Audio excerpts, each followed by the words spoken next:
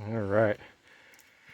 We got the fencing secure enough that we can have all three of them out here during the day, jumping around before we do our evening feeding, and bring them back into the pens at night. We'll see how much of troublemakers they are at doing it.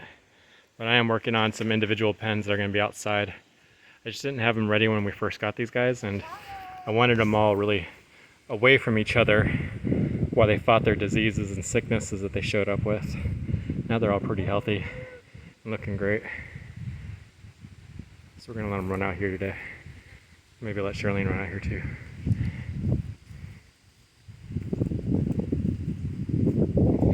Right on cue. Come on, buddy. Let's go join the rest. Come on, baby king. Come on, baby king. Come on, baby king. Go for it. Go for it.